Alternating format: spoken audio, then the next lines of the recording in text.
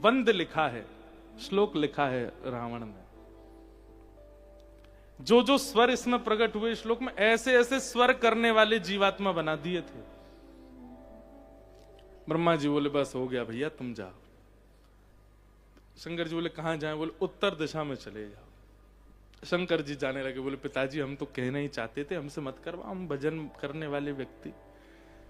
शंकर जी जाने लगे। ब्रह्मा जी बोले अकेले क्यों जा रहे हो, उनको भी लेके जाओ, सब संगे ही रखो वहां पे ऊपर ही। और शंकर जी बोले आओ भाई लोगों, सब लोग चलेंगे, एकांत में रहेंगे। और नमः पार्वती पते हर हर महादेव। बड़े भोले देव है महादेव। सबको लेकर के चले गए, हिमालय पर रहने लगे। ब्रह्मा जी की चिंता बढ़ी, सृष्टि कैसे होगी। तब ब्रह्मा जी ने अपने देह को ही 2 हिस्सों में परिवर्तित कर दिया और सबसे पहले मानव पृथ्वी के बनाए स्वयंभू मनु। दाहिने अंग से स्वयंभू मनु प्रकट हुए, बाम अंग से सतरूपा। अच्छा, पुरुष तो पहले भी बन चुके हैं, पर स्त्री पहली कौन है? सतरूपा। अब कई लोगों को अटपटी लगेगी ये बात, पर ब्रह्मा जी ने यही सोचा, बोले जितने बनाए जा रहे हैं सब भजन की ओर भाग रहे हैं, ऐसा कुछ निर्माण हो कि ये लोग कर्म की ओर भागें। भजन भी बने, कर्म भी बने। इनको कर्म करवाने की सामर्थ्य केवल एक में है, और वो है माताओं में। अगर माताएं नहीं होती तो हम सब बाबा जी होते, हम सब लोग भजनानंदी, कैलाश पे ही भीड़ होती। ये इतनी बड़ी बड़ी इंडस्ट्रीज बन रही हैं, ये कर्म कर रहे हैं, बिजनेसमैन प्रकट हो रहे हैं, क्यों? ये उन्हीं की इच्छा की पूर्ति के लिए।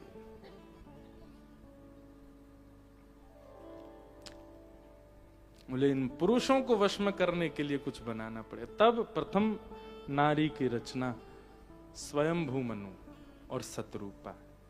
इनके 3 पुत्री हुई, 2 पुत्र हुए। इनकी बड़ी पुत्री का नाम था देवहूति। देवहूति का विवाह कर्दम ऋषि के साथ में। अभी कर्दम ऋषि कहाँ है? ये ब्रह्मा जी की छाया से प्रकट हुए थे। कर्दम ऋषि के साथ देवहूति का विवाह हुआ।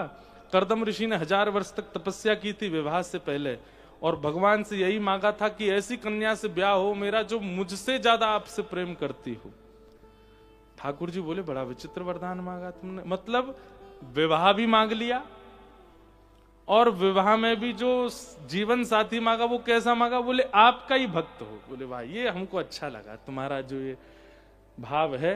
कर्दम ऋषि ने भगवान ने प्रसन्न होकर कहा ठीक है, स्वयंभू मनु की पुत्री देवहूति के साथ आपका ब्याह होगा। और सुनिए, जब भक्त पिता भक्त माता आप दोनों के यहाँ जब बालकों का जन्म होगा तो उन्हीं में पुत्र रूप धारण करके मैं स्वयं आऊंगा, आप दोनों का पुत्र बन के आऊंगा। और स्वयंभू मनु देवहूति और कर्दम ऋषि के यहाँ भगवान कपिल रूप धारण करके आए। बोलो कपिल भगवान की जय। कपिल भगवान ने सांख्य शास्त्र का निरूपण किया। देवहूति माता के अनेक प्रश्नों के उत्तर भगवान कपिल ने यहाँ प्रदान किए। सबको हम प्रणाम मात्र करते हैं। आगे भागवत में फिर अब हम केवल क्रम कर दें, क्योंकि समय भाग रहा है और अभी ठाकुर जी का जन्मोत्सव होना है। देवहूति माता ने अनेक प्रश्न किए। अनेक प्रश्नों के उत्तर में कपिल भगवान ने उत्तर दिए। आगे ध्रुव चरित्र सुनाया गया, सती चरित्र सुनाया गया। सबको प्रणाम मात्र करते हैं। कल हमने ध्रुव चरित्र का थोड़ा अंश कह दिया है। तत्पश्चात ध्रुव जी के वंश में इनके बेटा अंग, अंग के बेटा बैन, बैन के यहां भगवान पृथु। और पृथु महाराज ने, ये भी भगवान के अवतार हैं, पृथु अवतार। पृथु महाराज ने 100 अश्वमेध यज्ञ किए, परंतु 100वां अश्वमेध यज्ञ पूर्ण नहीं होने दे रहे थे इंद्र। कहीं यज्ञ पूर्ण हो गया तो कहीं इंद्र की पदवी ना मांग लें। इनको क्रोध आया इंद्र के ऊपर। इंद्र को नष्ट करने के लिए जैसे क्रोधित हुए, भगवान इंद्र के सहित प्रकट हो गए। अब देखो, बहुत अच्छी समझने जानने योग्य बात है। सारे साधक और भक्त लोग बहुत ध्यान से सुनिएगा। 100 अश्वमेध यज्ञ कर रहे थे कौन? पृथु महाराज। 99 ही होते थे, 100वां यज्ञ पूरा नहीं होने देता था। इंद्र कोई ना कोई विघ्न डाल देता था, और जैसे विघ्न आता है तो यज्ञ का नियम है फिर शुरू से करो। 99 यज्ञ होते, 100वां पूरा नहीं हो पाता। तब क्रोध में भर के इन्होंने जब इंद्र पर क्रोध किया तो इंद्र को संग लेकर के भगवान प्रकट हो गए। तो भगवान की आराधना की, प्रार्थना की, सब किया। अंत में उन्होंने पूछा, भगवान ये मेरा यज्ञ पूरा नहीं होने दे रहा है और आप इसी को बचाने के लिए इसके साथ क्यों प्रकट हुए? भगवान बोले, बहुत ध्यान से सुनना। ठाकुर जी बोले, देखो 100 अश्वमेध यज्ञ का फल है इंद्र की पदवी। इंद्र की पदवी मिलेगी ही मिलेगी, नहीं चाहोगे तो भी मिलेगी, अगर 100 यज्ञ पूर्ण हो गए तो। और आप मेरे अति प्रिय हो पृथु जी, अगर आप इंद्र बन गए तो मेरा भजन नहीं कर पाओगे, मेरी आराधना नहीं कर पाओगे, मेरे सन्मुख मेरे दर्शन की लालसा आपके चित्त में, आप फिर व्यस्त हो जाओगे, फिर इंद्र के जितने कर्तव्य हैं सबका पालन आपको करना पड़ेगा। और मैं नहीं चाहता कि मेरा कोई साधक मुझसे वंचित हो जाए, मेरा कोई प्रेमी मुझसे वंचित हो जाए। इसलिए कभी किसी भक्त के, किसी भी साधक के, किसी भी नाम जापक के किसी पुण्य में यदि रुकावट आती है, किसी क्रिया में रुकावट आती है, उसको भगवत इच्छा ही माने।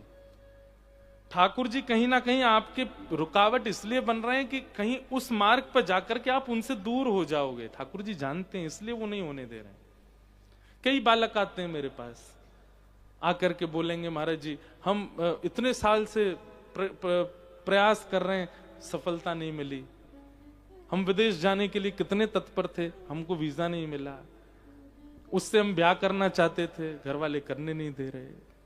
सब में यही विचार करो कि वो अथक प्रयास करने पर भी आपको प्राप्त नहीं हो रहा है जो भी वस्तु है, इसका मतलब ठाकुर जी जानते हैं कि उसकी प्राप्ति में आप ठाकुर जी से दूर हो जाओगे, इसलिए वो प्राप्त नहीं हो रही है। इसलिए प्रयास करने पर मिल जाए तो भगवद इच्छा, नहीं मिले तो भी भगवद इच्छा मान करके उसको छोड़ देना चाहिए।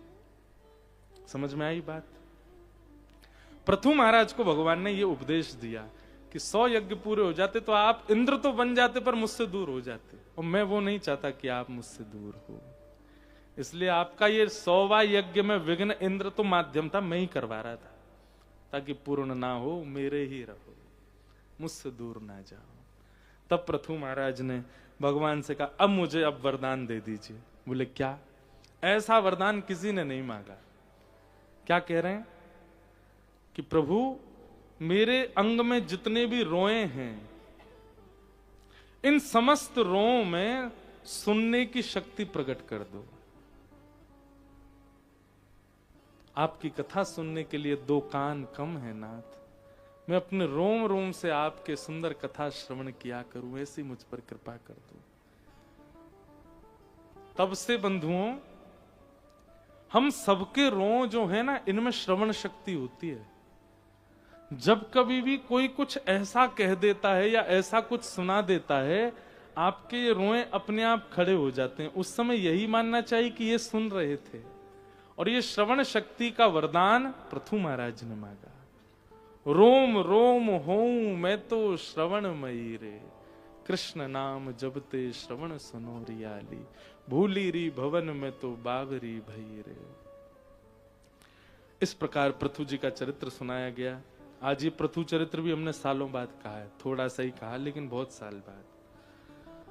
पृथु महाराज का सुंदर चरित्र कहा गया। तत्पश्चात ऋषभदेव भगवान की कथा सुनाई गई, जिनके 100 पुत्र हैं। बड़े पुत्र का नाम भरत। यही भरत एक समय आने पर गृह त्याग करके वन में चले गए। कितनी बड़ी विडंबना की बात है, पत्नी को छोड़ दिया, राज्य को छोड़ दिया, बच्चों को छोड़ दिया, किसके लिए? भगवान के भजन के लिए। और वन में जाकर के एक हिरण के बालक में मोहित हो गए।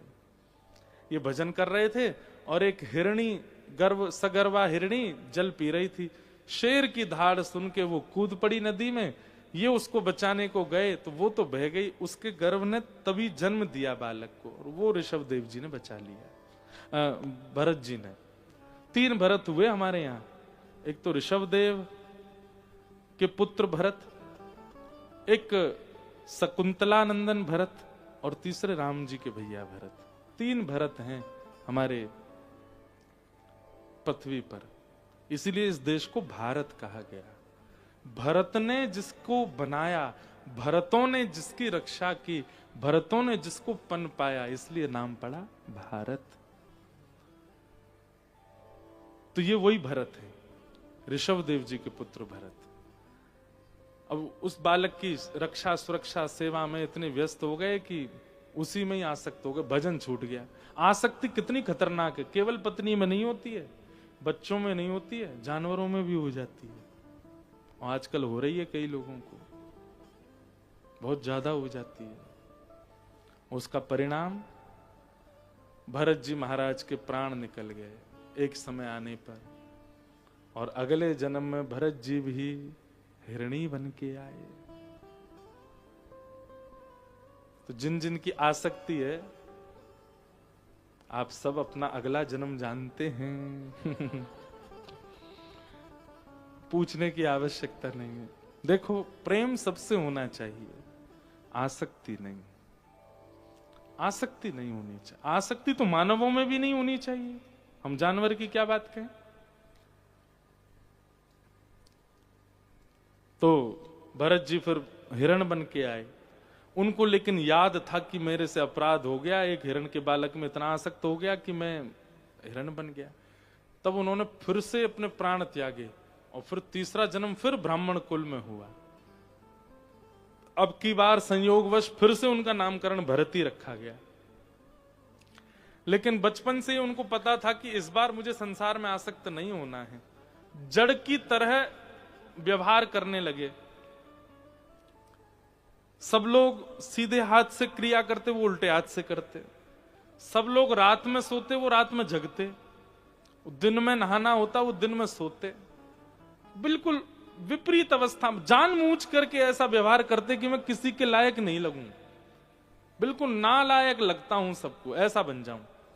घर परिवार के लोग उनकी स्थिति समझ गए, बोले भाई ये तो इसका एक जो है खराब है, ये किसी काम का नहीं है। उनके पिता ने एक और ब्याह कर लिया था, सौतेली माँ आ गई घर में, उनके बच्चे भी हुए तो और ज्यादा दुर्व्यवहार करने लगे। भरत जी को इतना अच्छा लगता था, बहुत अच्छा है, इतना दुर्व्यवहार करो कि मुझे किसी से प्रेम ही नहीं हो। जला कूचा भोजन कराते भरत जी को, भाई लोग बहन लोग बिल्कुल प्रेम नहीं करते भरत जी को, अपने उतरे हुए कपड़े पहना देते। भरत जी कहते बहुत बढ़िया, हे भगवान बस यही कृपा बनाए रखना, मुझे किसी से प्रेम ना हो, मुझे बस आपसे ही प्रेम रहे। घर परिवार में किसी के प्रति आसक्ति नहीं। पिताजी की मृत्यु हो गई, भरत जी के एक आंसू नहीं निकला आंख से। क्यों? आसक्ति थी नहीं। उस दिन भी हंस रहे थे तो भाई लोग बोले कितना दुष्ट है, देख पिता चले गए हंस रहा है। अब तो पिताजी भी चले गए। घर के सब लोगों ने विचार किया, बोले ये हमारे किसी काम का नहीं, इसको निकाल दो घर से। भरत जी से कह दिया, बोले सुनिए अब आप अपना रास्ता नापिए। भरत जी बोले मैं तो प्रतीक्षा कर रहा था, आप कब बोलो, क्योंकि मैं अगर खुद चला जाता तो उसमें भी मेरी निज इच्छा मानी जाती और वो भी बंधन का कारण बनता है। मैं अपनी इच्छा से कुछ करूंगा ही नहीं। आप एक बार कह देंगे कि चले जाओ, बस तुरंत चला जाओ। आपने कह दिया अब मैं जा रहा हूं, घर छोड़ के। इतना ऐसा जीवन जिया। जड़ भरत जी का चरित्र आपने सुन लिया, आपके अश्रु भी निकलेंगे और प्रसन्नता भी होगी। ऐसा चरित्र है जड़ भरत जी का। वन में चले गए, रात्रि में वन में जाके कहीं सो गए। तभी पास के कोल भील एक नर बलि दे रहे थे, नर की बलि चढ़ा रहे थे देवी को। वो नर पता नहीं कैसे रस्सी से खुल खुला के वहां से भाग गया।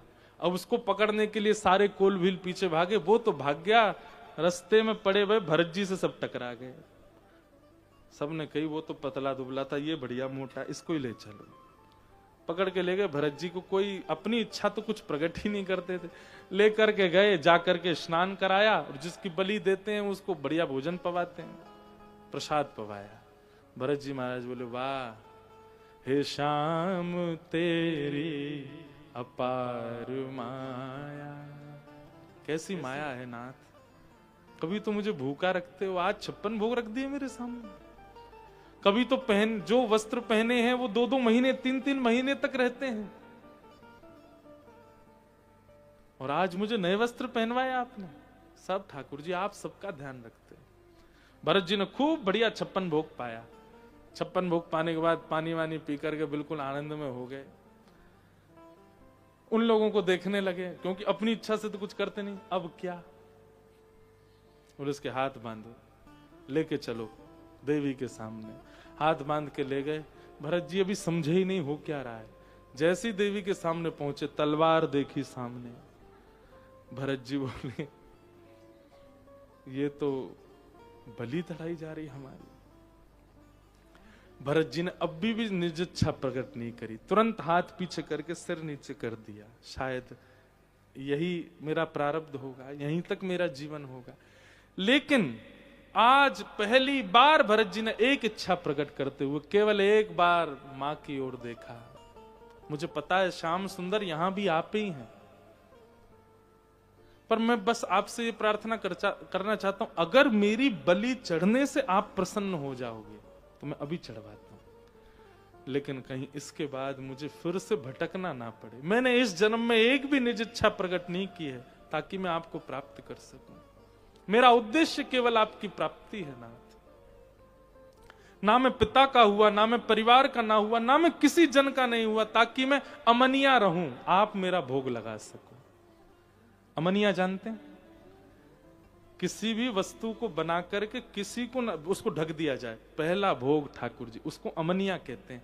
ठाकुर जी के सन्मुख पधराने के बाद वो भोग हो जाता है, प्रसाद हो जाता है। हम सब लोग अमनिया नहीं है, ठाकुर जी अमनिया ही पाते हैं। हम सब लोग उच्छिष्ट हैं। हमने अपनी वाणी किसी को दे दी, अपना यौवन किसी को दे दिया, अपना तन किसी को दे दिया, अपना मन किसी को दे दिया। मन तो जाने कितनों को दे रखा है। हम अमनिया हैं, कैसे भोग लगाएं ठाकुर जी हमारा? पर जड़ भरत जी वो कहते हैं मैं अमनिया हूं, अभी तक किसी को मैंने अपना कोई भी भाव किसी को नहीं दिया है, इस पर अधिकार आपका है। पर अगर बलि से ही आप प्राप्त होंगे तो मैं स्वीकार करें। उनके इस करुण पुकार को सामने खड़ी देवी सहन ना कर पाई। सहसोच्चाट देवी भद्रकाली, मूर्ति भेदन होकर के साक्षात भद्रकाली प्रकट हो गई और उसी तलवार से सबका सर धड़ से अलग कर दिया। जड़ भरत जी जीवित रह गए। थोड़ी देर बाद जड़ भरत जी बोले रक्त तो निकल रहा है लेकिन मेरा तो नहीं है ये। हाथ ऐसे करके देखा, अभी तक मृत्यु नहीं हुई। ऊपर उठ करके देखा तो साक्षात देवी खड़ी हैं। आहा लाला, अच्छा तो बाकी सबन की बलि चाहिए, पर खाओ पियो तो मैं हतो, कोई बात ना लाला, फिर कहीं मिल जाइयो मोह। प्रणाम करके तुरंत भाग गए वहां से। एक नदी के तट पर जाकर के जड़ भरत जी बैठ गए। कौन सी नदी? सिंधु सौवीर देश, जिसको आज आप पाकिस्तान बोलते हैं। सिंधु नदी के तट पर, इसका पुराना नाम सौवीर देश है। सिंधु सौवीर देश में सिंधु नदी के तट पर जाकर के कुछ नहीं, बस चुपचाप बैठे थे। कोई इच्छा तो है नहीं उनकी। वहीं सिंधु सौवीर देश का एक राजा था जिसका नाम था रहुगण। क्या नाम था? रहुगण। वो रहुगण नित्य कपिल मुनि के आश्रम प्रवचन सुनने जाया करते थे। सुनने तो जाते थे प्रवचन, पर उसका 1% भी प्रभाव उनके जीवन पे नहीं था। भाई प्रवचन सुनने कैसे जाना चाहिए? दीन बन के जाना चाहिए, सहज बन। वो क्या करते थे? पालकी में बैठ के जाते, ढोल नगाड़े बजाते, भाई पूरी दुनिया को पता चले मैं वैष्णव हूं। ये भी एक अपराध है। डंडोरा पीटते हुए जाते थे। आज जैसे ही तैयार होकर के आए सत्संग में जाने के लिए, तो सैनिकों ने कहा महाराज आज एक दुविधा है। बोले क्या? आपका एक कहार बीमार पड़ गया, पालकी उठाने वाला, अब कैसे जाएंगे? बोले मैं रहुगण राजा हूं, ये पूरी दुनिया मेरी सेना है, किसी को भी पकड़ लाओ। अरे राजा की सेवा सबको करनी पड़ेगी। तुम ये बात कह भी क्यों रहे हो मुझसे आकर के कि हमारे पास कोई सेना नहीं है? जाइए किसी को भी उठा लाइए, और मना करे तो उसको जान से मार दीजिएगा। मेरी सेवा के लिए कौन मना करेगा? सैनिक जैसे निकले, उनको भरत जी मिल गए, सिंधु नदी के तट पर बैठे हैं चुपचाप। तुरंत उठा, ए चलो राजा की पालकी उठानी है। चल दिए साथ में, जा करके उनको पालकी के नीचे लगा दिया, जाइए पालकी उठाओ, राजा को आज सत्संग सुनने के लिए जाना है।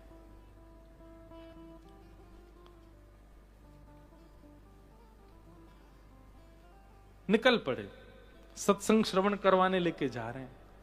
अब भरत जी का एक नियम था, दृष्टिपूतम निषेध पादम। बहुत ध्यान से सुनिएगा, पता नहीं क्यों ये दिल्ली वाली कथा में हमारे 7-7, 8-8 साल पुराने प्रसंग हम बोल रहे हैं, जो हमने बहुत दिन से बोले ही नहीं। ये रघुगण भरत संवाद भी यही बोल रहे हैं।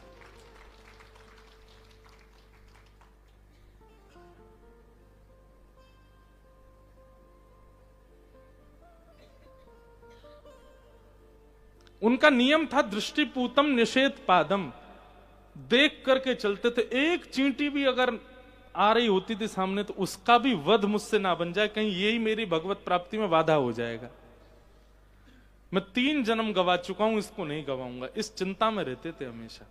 अब पालकी लेके चल रहे थे, धीरे धीरे देख के चलते। अब तीनों की गति तो तेज, ये धीमे हो जाते। तो भीतर बैठे राजा का कभी सिर लगता, कभी कुछ होता। तो राजा भीतर से चिल्लाता, ए ढंग से चलो।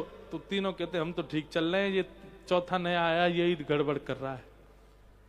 तो भीतर से राजा व्यंग करता, हाँ क्यों ना, अरे भाई पूरा भार तुम लोगों ने उसी पे जो छोड़ रखा है, ऐसे व्यंग कर रहा था। रघुगण जी सब सुनते जा रहे थे, भरत जी सब सुनते जा रहे थे। इतने में आगे कुछ चींटियों का झुंड आ गया। चींटियों का झुंड आते ही महाराज भरत जी ने एक छलांग मारी। जैसे ही छलांग मारी तो पाल की जोर की खिंची, तीनों के हाथ से गिर गई। नीचे जैसी गिरी, राजा का सिर फट गया। निकल करके बाहर आया डंडा लेकर के, और बोले मैं तेरी चिकित्सा करूंगा, तूने ऐसा किया, ऐसा किया, ये किया। तब भरत जी महाराज पहली बार चिंता में आए। इसलिए नहीं कि ये उनको बोल रहा है, इसलिए कि ये सत्संगी है, ये अपने आप को सत्संगी बताता है। अगर मैं आज भी चुप रहा तो इसका मुझे दंड मिलेगा कि तुमने एक व्यक्ति को जो सत्संग में जाता था, सत्संग में जाकर के भी अपने विचार व्यवहार को नहीं, तुमने उसको सुधारा नहीं, इसका मुझे दंड मिलेगा। भरत जी महाराज ने उसको खूब ज्ञान उपदेश किया। बोले तुम कहते हो कि सारा भार मेरे ऊपर है, तो रघुगण राजा,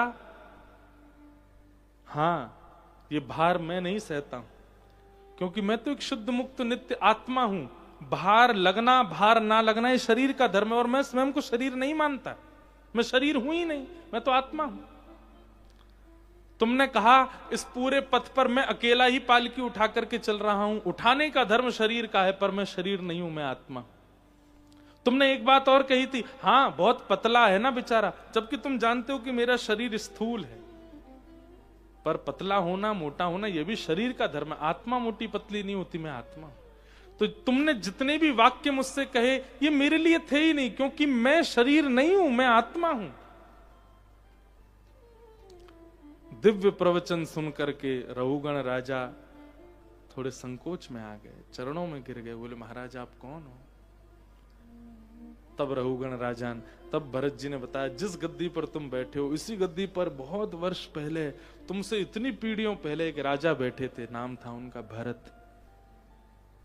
बोले हाँ वही भरत, उन्हीं का मैं तीसरा जन्म हूं, मेरा नाम जड़ भरत है। अपने उद्धार के लिए मैं 3 जन्म गवा चुका हूं,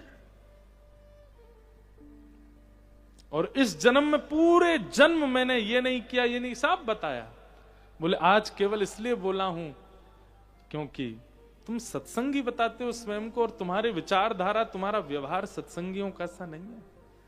तुम अभी भी देहाभिमानी हो, तुम अभी तक आत्माभिमानी नहीं बने। तब भरत जी का उनका संवाद हुआ। रघुगण ने अंत में पूछा, बोले महाराज ये आप जैसा जीवन बना चुके हैं अपना, ये मैं कैसे बनाऊं? तब अंतिम उपदेश करते हुए कहते हैं कि रहु गणई तत्तपसा नयाति न चेज्जया निर्वपणाद गिह्या न छंदसा नैव जलाग्नि सूर्यो बिना महत्पाद रजोभिषेकम। ना यज्ञ से, ना उपासना से, ना व्रत से, ना वेद अध्ययन से, ना सूर्य को जल देने से ये स्थिति तुम नहीं पा पाओगे। बोले कैसे पाओगे? बोले बिना महत्पाद रजोभिषेकम। भगवत जनों की जब तक चरण रज को अपने सिर पर धारण नहीं करोगे, भगवत जनों की चरण रज से अपने चित्त को सुंदर नहीं बनाओगे। श्री गुरु चरण सरोज रज निज मन मुकुर सुधार। बस इसी चौपाई का ये श्लोक यहां लिखा है। श्री गुरु चरण सरोज रज निज मन मुकुर सुधार। गुरुजनों के चरणों में प्रणाम करो और उनकी निकली हुई वाणी को जीवन में उतारना प्रारंभ करो। तुम भले वेद अध्ययन मत करो, सूर्य अर्घ मत दो, ये मत करो, वो मत करो, तुम्हारा कल्याण संभव है। इसलिए थोड़ा झुकना सीखो, तभी तुम्हारा उद्धार होगा रोगण। और ऐसा कहकर के श्री भरत जी महाराज वहां से प्रस्थान कर गए और कुछ ही दिनों में भरत जी को भगवत दर्शन हो गया और भगवत प्राप्ति हो गई। बोलो भक्तवत्सल भगवान की जय। इस प्रकार जड़ भरत जी का चरित्र सुनाया। आगे भूगोल खगोल नरकों का वर्णन किया गया। तत्पश्चात प्रहलाद जी का चरित्र आया। हिरण्यकश्यप नाम का एक दैत्य, जिसके यहाँ परम भक्त श्री प्रहलाद जी प्रकट हुए। प्रहलाद जी महाराज ने अपने भक्ति भाव से ठाकुर श्री नरसिंह जी को प्रसन्न कर दिया। एक दिन खंभ भेदन किया और वहां से भगवान नरसिंह का रूप प्रकट हुआ। नरसिंह भगवान ने हिरण्यकश्यप का वध किया। अनेक देवी देवताओं ने स्तुति गाई पर उनका क्रोध शांत नहीं हुआ। तब श्री प्रहलाद जी महाराज ने बस 2 शब्द कहे सन्मुख जाकर के कि ब्रह्मादय सुरगुणा मुनयोत सिद्धा सत्वैकतानमतयो वचसां प्रवाहे नाराधितं पुरगुणैरधुनापि पिप्रू किं तुष्टुमर्हति समय हरिरुग्र जाते। ये स्वर सुनते ही नरसिंह भगवान जो प्रचंड रूप में बैठे थे पिघल गए। ठाकुर जी प्रहलाद जी कह रहे हैं भगवान मैं आपकी किस मुंह से आराधना करूं? मैं तो अत्यंत अपवित्र दैत्य कुल में जन्मा हूं। मैं तो आपका स्पर्श भी नहीं कर सकता। आपके स्पर्श का भी अधिकार मुझको नहीं है। एक तो मैं ऐसे कुल में जन्मा कि मुझे आपके स्पर्श का अधिकार नहीं। दूसरी बात मैं छोटा सा बालक, लच्छेदार वाणी नहीं है मेरी जो मैं ब्रह्मा की तरह, इंद्र की तरह, अन्य अन्य भक्तों की तरह आपकी स्तुति गाऊं। तोतला बोलता हूं मैं, तो छोटा सा हूं अभी, कैसे आपकी स्तुति गाऊं? पर नाथ आप कहेंगे जब तू ये जानता था कि तू दैत्य कुल में जन्मा है, तू छोटा है, मेरी प्राप्ति में बाधा बनेगी, तो फिर मैंने भजन क्यों किया? क्योंकि मैंने गजेंद्र मोक्ष की कथा सुनी है और उस कथा को सुनकर के नाथ मुझे ये बात पता चली कि आप शुद्धता नहीं देखते, आप पवित्रता नहीं देखते, आप मानव कुल नहीं देखते, आप दैत्य कुल नहीं देखते। आप तो उसका उद्धार भी करना जानते हैं जिस पर बोलने के लिए शब्द नहीं है, हाथी। आप तो उसका उद्धार करने जाते हैं जो मानव जाति में जन्म नहीं लिया है। उससे मुझे ये बात स्पष्ट हुई कि आपकी प्राप्ति के लिए श्रेष्ठ कुल और श्रेष्ठ वाणी, श्रेष्ठ सुंदरता, श्रेष्ठ ज्ञान होना आवश्यक नहीं है, बस आपका होना आवश्यक है। वो व्यक्ति आपका हो जाए, फिर सारी बेड़ियां तोड़ करके आप उससे मिलने के आते हो, केवल इस विश्वास से मैंने आपको भेजा है।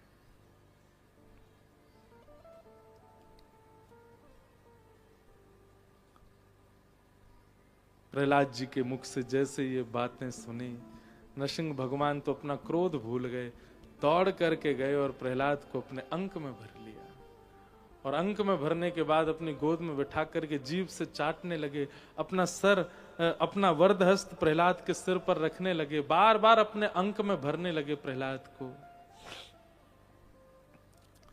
प्रहलाद से बोले, भागवत में लिखा है बंधुओं, नरसिंह भगवान क्षमा मांग रहे हैं, मैंने आने में विलंब किया हो तो प्रहलाद मुझे क्षमा कर देना। प्रहलाद जी कहते, नहीं भगवान, आप कृपा करके पधारे हैं, कुछ मांग लो प्रहलाद। प्रहलाद जी बोले, आप सब देने के बाद बोल रहे हो कुछ मांग लो? बोले, मैंने क्या दिया? बोले, आपने शंकर जी को गोद में बिठाया कभी? भगवान बोले, नहीं। आपने लक्ष्मी जी के सिर पर हाथ रखा कभी? नहीं। आपने ब्रह्मा जी को कभी अपनी जिह्वा से स्पर्श किया है? बोले, नहीं। बोले, जो ब्रह्मा को नहीं मिला, लक्ष्मी को नहीं मिला, शंकर को नहीं मिला, वो एक दैत्य बालक प्रहलाद को मिल गया, और क्या मांगू मैं आपसे?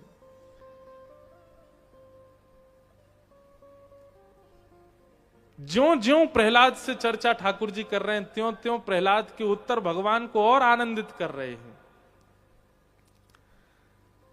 भगवान बोले, प्रहलाद एक बात मुझे बताओ। प्रहलाद जी बोले, जी भगवान। बोले, मेरे रूप से सब डर रहे हैं, देखो खंभों के पीछे छुपे हुए हैं सारी देवी देवता। लक्ष्मी जी तो 3 पटक लग गई उनको, मेरे को देखते ही भाग गई यहां से।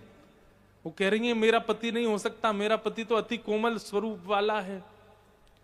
इतना भयावह मैं बनकर के आया हूं, सब मुझसे डर रहे हैं, पर तुम बिल्कुल नहीं डर रहे हो, क्यों?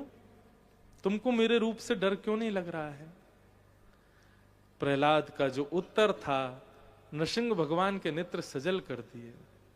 प्रहलाद जी कहते हैं, भगवान, मैं जब से आपका भजन कर रहा हूं तब से मेरी एक ही इच्छा थी कि जब आप प्रकट होगे तब मैं आपको नख से लेकर के सिख तक देखूंगा, आपके चरणों से लेकर के आपके शीश तक आपके एक एक अंग का दर्शन करूंगा और एक एक अंग को भर भर के देखूंगा।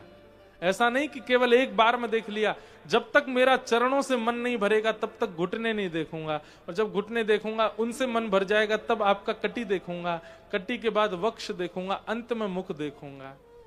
पर नाथ, आप जब से आए हैं ना, मेरी दृष्टि आपके चरणों में ही है। मैं अभी चरणों को देख करके मेरा मन भरा नहीं है, मैं ऊपर देख ही नहीं पाया हूं। सच बताऊं तो मैंने अभी तक आपका रूप देखा नहीं, मैं तो केवल चरण देख रहा हूं। प्रहलाद जी से अत्यंत आह्लादित हो गए नृसिंह भगवान, हृदय से लगा लिया। बंधुओं, आपकी शुद्ध भावना जब होती है तो आप बनावटी नहीं बोलते हो, आप सहज बोलते हो, और जो सहज होता है ना वही ठाकुर जी को प्रिय होता है। प्रहलाद की वाणी में बनावट नहीं है, वो सहज है।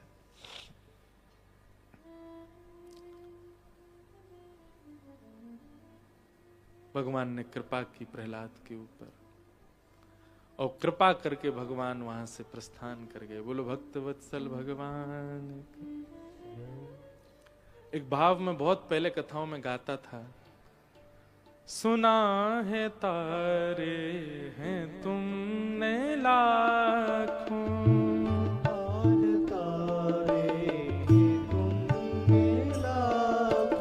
हमें जो तारो तो हम भी जाने, हमें जो तारो तो हम भी जाने, हमें जो तारो तो हम भी जाने, हमें जो तारो तो हम भी जाने, सुना है तारे हैं तुमने लाखों,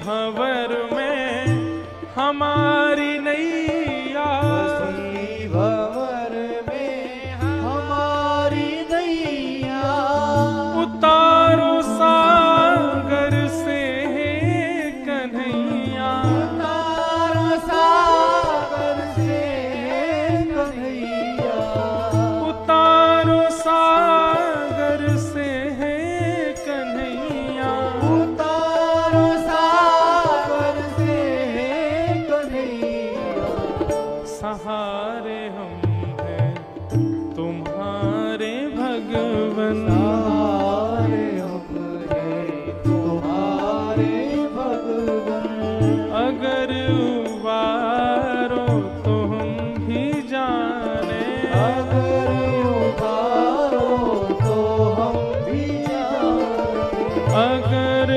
उबारो तो हम भी जाने, अगर उबारो तो हम भी जाने, सुना है तारे है तुमने लाखों, सुना है तारे ये तुमने लाखों, सुना है तारे है तुमने लाखों, सुना है तारे ये तुमने लाखों।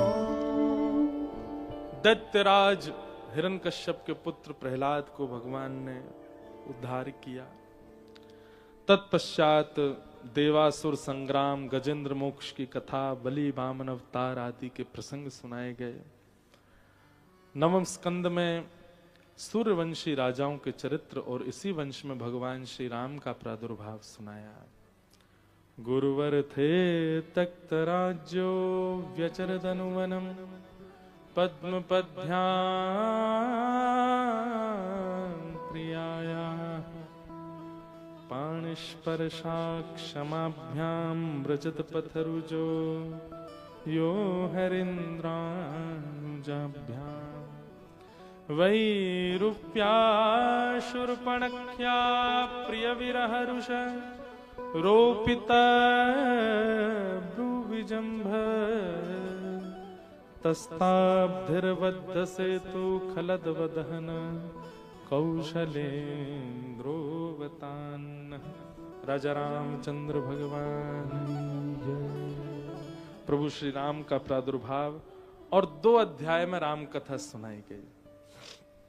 एक बहुत सुंदर प्रसंग है। भागवत जी की राम कथा थोड़ी सब कथाओं से, बाकी रामचरित्रों से थोड़ी अलग है। रामायण सतकोटि अपारा। हमको राम कथा कहने में बहुत अच्छा लगता, पर हम साल में एक ही कहते हैं, एक ही बार, और वो भी ज्योतिर्लिंग में। इस बार रामेश्वरम में हुई थी। राम अवतरण तक कथा हुई, शिव विवाह देखा जाए तो वो कथा जो हुई रामेश्वरम में वो शिव चरित्र ही हुआ। बहुत अच्छी है मानस जी की कथा, इतनी भावुक कर देने वाली है, हम क्या बताएं आपको। एक बहुत सुंदर चरित्र आता है कि, बहुत ध्यान से सुनना। वशिष्ठ जी राम लक्ष्मण को ले जाने के लिए आए। क्यों ले जाने के लिए आए? क्योंकि कई राक्षस हैं वो वशिष्ठ जी के यज्ञ में विघ्न डाल रहे थे। विश्वामित्र जी, हाँ थोड़ा इसीलिए तो अच्छे श्रोता हैं हमारे, वो ही बता रहे पीछे से। हाँ, तो विश्वामित्र जी राम जी को ले जाने के लिए आए।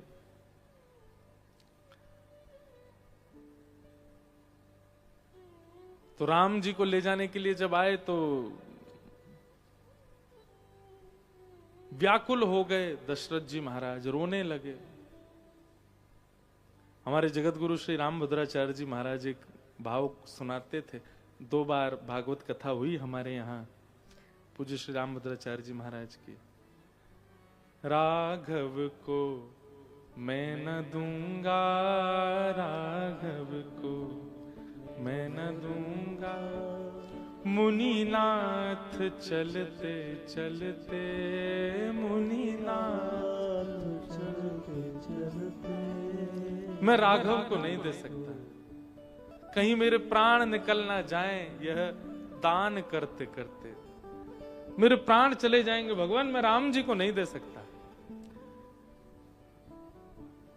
उसी प्रसंग में एक बहुत सुंदर भाव है, संभवतः भागवत जी में ही वो भाव वर्णित है कि माताएं सब लेकर के गईं और भीतर जाकर के दशरथ जी को समझाती हैं कि एक काम कीजिए ना, अब द्वार पर ऋषि आए हैं, कुछ मांग रहे हैं, तो देने से मना नहीं करना चाहिए, नहीं तो राज्य का अनित होता है। दशरथ जी बोले तुम क्या कह रही हो, कुछ मांगे दान वो दे दूंगा मैं, वो तो मेरे प्राण मांग रहे हैं, वो कैसे दे सकता हूं मैं। तब सबने योजना बना करके कहा देखो हमारे 4 बालक हैं और चारों बालकों में 2-2 एक जैसे ही हैं, जैसे राम जी और भरत एक जैसे ही लगते हैं, कोई अंतर पहचान नहीं सकता दोनों में। ऐसे ही लक्ष्मण और शत्रुघ्न एक जैसे लगते हैं, इन दोनों में भी कोई अंतर नहीं पहचान सकता। अभी विश्वामित्र जी आए, इन्होंने थोड़ी देखे हैं बालक कौन से, बस इनको ये पता है श्याम वर्ण के जो हैं वो राम जी हैं और गौर वर्ण के जो हैं वो लक्ष्मण जी हैं। एक काम करो, अब राम में इतने ही प्राण आपके बस रहे हैं तो राम और लक्ष्मण को तो यहीं रख लो, भरत और शत्रुघ्न को भेज दो।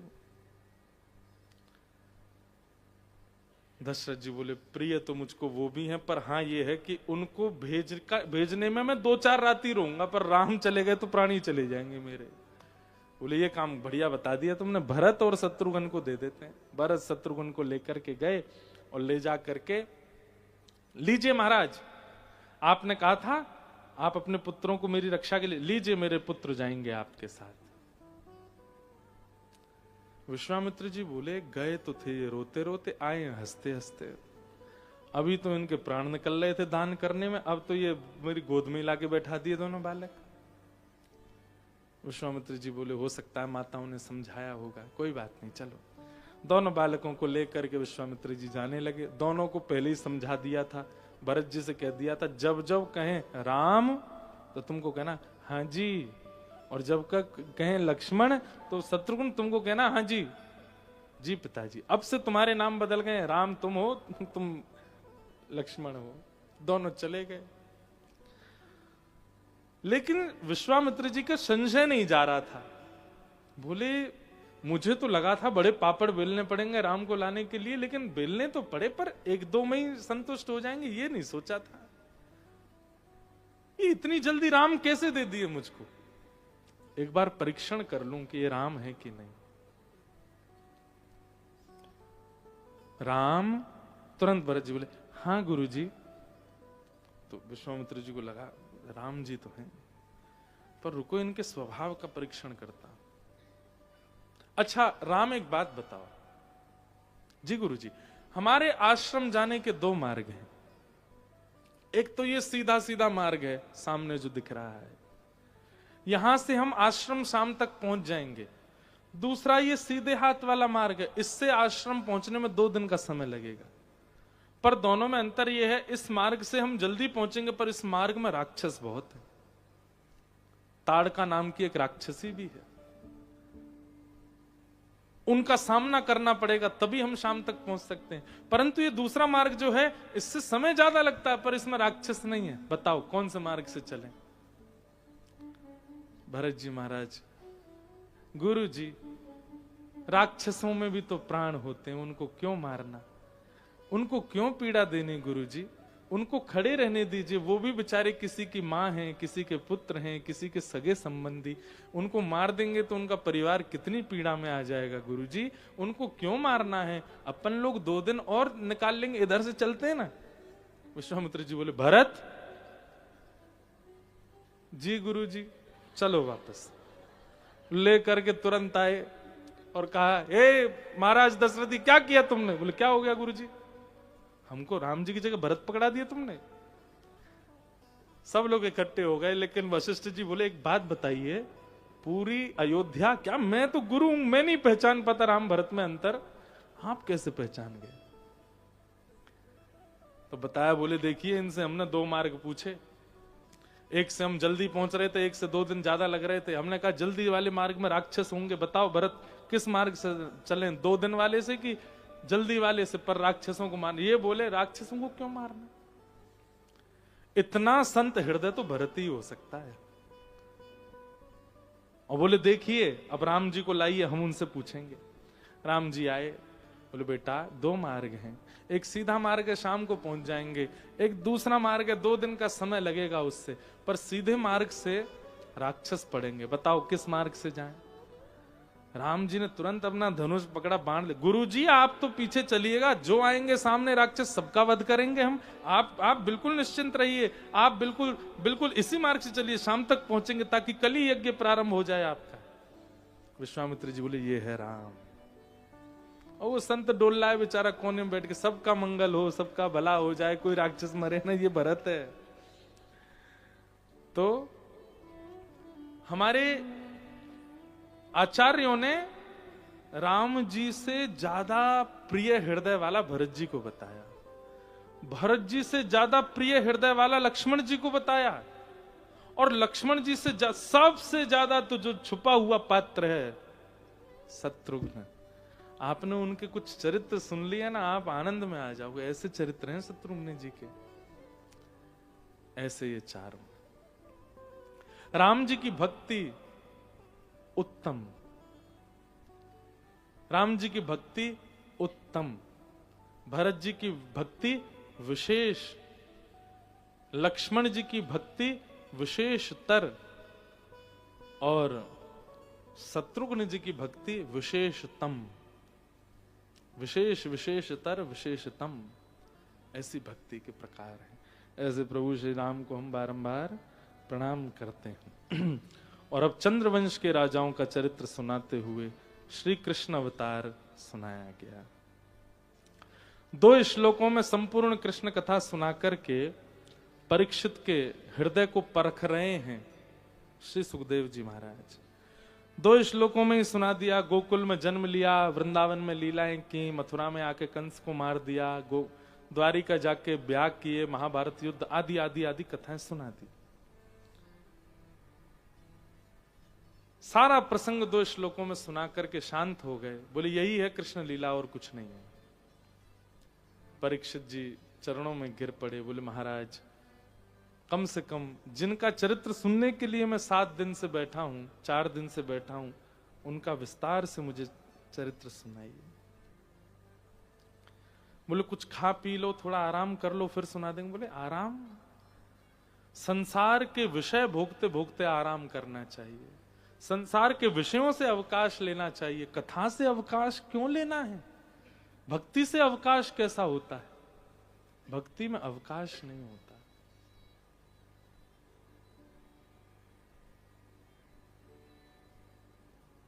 छुट्टी नहीं होती भक्ति में, क्योंकि भक्ति प्रेम है। प्रेम में कभी छुट्टी होती है?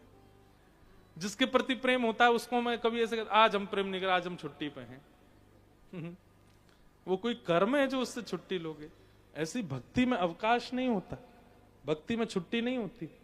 कई लोग हमसे कहते हैं महाराज जी कुछ दिन आराम करो, घर रहो। हम सबको कहते करेंगे करेंगे, पर कैसे बताएं? कथा में अवकाश होता है?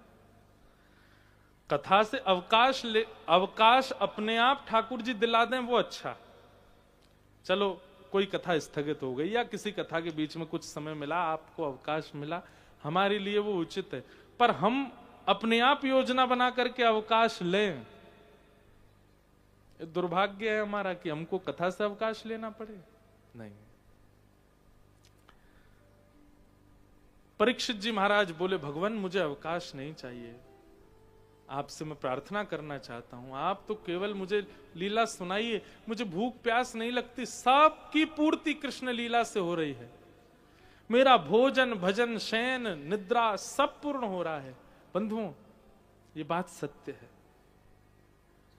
ठाकुर जी की भक्ति में, ठाकुर जी के भजन में इतना बल तो है कि आपकी क्षुधा निवृत्त हो जाएगी, भूख नहीं लगेगी, प्यास नहीं लगेगी। और ये केवल ठाकुर जी की भक्ति नहीं, सामान्य संसारी व्यवहार में भी ऐसा होता है। जिसको ज्यादा ही प्रेम चढ़ जाता है ना किसी के प्रति, वो भूख भूख सब भूल जाता है अपनी, भोजन नहीं करता, सोता नहीं है, कुछ पीता नहीं है, कुछ खाता नहीं, बुरा बावड़ा सा बना डोलता रहता है इधर उधर। देखा आपने ऐसा व्यक्ति एलियन की तरह? बाकी लोग तो बाल बाल संवारते हैं, पर जिसको बहुत ज्यादा ही प्यार चढ़ जाता है चित्त में, कैसे ही डोलता है। लेकिन उस संसारी प्रेमी को देख करके उस पर दया आती है, और जब उसको वह वस्तु मिल जाती है तो मिलने के बाद जिसके लिए इतना बावड़ा बना डोला था, उसी से ही कष्ट होने लगता है उसको। फिर जब लड़ाई झगड़े होते हैं तो उन्हीं बातों को याद, तेरी वजह से 3 दिन भोजन नहीं किया था मैंने, पानी नहीं पीता था मैं, रात रात भर ऐसे ही रहता था, नहाया नहीं 10-10 दिन तक, और तू ऐसा करती है मेरे साथ, गलत व्यक्ति चुन लिया। उसी व्यक्ति से फिर शिकायतें शुरू हो जाती हैं। पर ठाकुर जी के प्रति जो प्रेम है ना, उसमें प्रेमी भोजन छोड़ेगा, निद्रा छोड़ेगा, शयन छोड़ेगा, लेकिन सब छोड़ने के बाद भी वो आकर्षक ही लगेगा।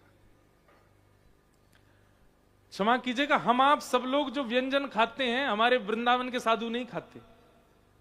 हम आप जो वस्तु धारण करते हैं, मुख पर लगाते हैं और महकते हुए चलते हैं, बालों में लगाते हैं, जाने क्या क्या करते हैं, वो नहीं करते। पर अपने आप को खड़ा कीजिए और एक वृंदावन के साधक को खड़ा कीजिए, फोटो खिंचाइएगा, वो ज्यादा सुंदर लगेगा। क्यों? क्योंकि वो प्रेम युक्त है, प्रेम उसका श्रृंगार करता है। स्थिति कहीं ना कहीं एक जैसी होती है संसार के प्रेमी की और भगवत प्रेमी की, पर भगवत प्रेमी और निखरता है। संसार का प्रेमी उतना ही उसका ग्लो हो, उसका चेहरा हो, और डल होता चला जाता है। संसार में किसी से प्रेम करने वाला व्यक्ति 15-20 दिन ना सोए तो उसकी आंखें ऐसी काली काली होने लग जाती हैं। यहाँ पे हमारे वृंदावन में जाके देखो,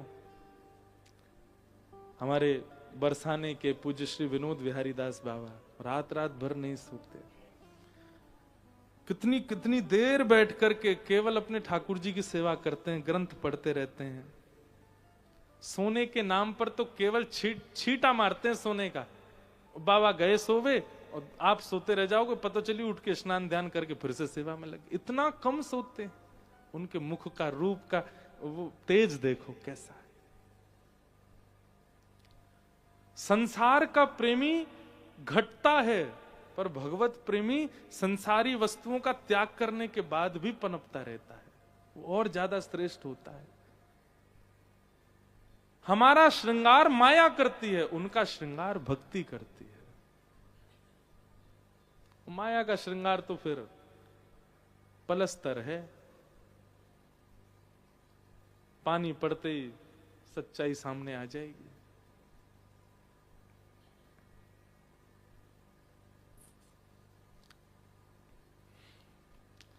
तो प्रेम, जब कृष्ण प्रेम अतीत होता है तो पंच इंद्रियां जो हैं हमारी, जिनको पंच भौतिक वस्तु चाहिए, रूप रस स्पर्श गंध और शब्द, ये पांचों संसार युक्त आप नहीं लोगे। रूप देखने की इच्छा होगी तो लाल जी को ही देखोगे। जब कोई सुंदरता देखने के लिए आंखें तड़पेंगी तो वृंदावन ही दौड़ोगे, बिहारी जी को देखूं, राधा वल्लभ जी को देखूं, मेरे राधा रमन लाल जी को देखूं, दामोदर जी को देखूं। अब मैं तो पता है आपको 22 दिसंबर से नहीं गया वृंदावन, तब से बाहर हूं। मुझे तो कितनी याद आती वृंदावन की। बीच में गया था एक दिन के लिए, उसमें भी कुछ ऐसा क्रम बना कि किसी अति प्रिय के भगवत धाम गमन के कारण शमशान जाके घर आके स्नान करके दूसरे दिन फिर निकलना पड़ा, कहीं नहीं जा पाए।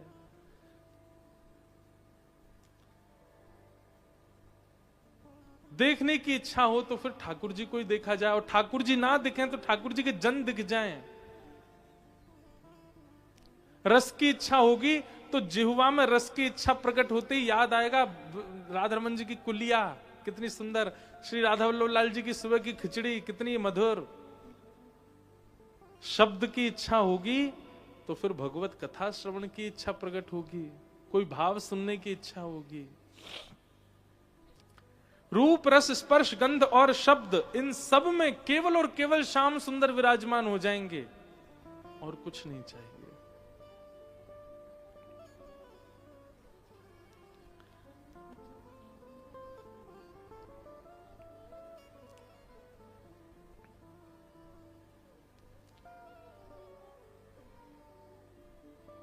करा रहे हैं भैया, जन्म करा रहे हैं, तुम रो नहीं।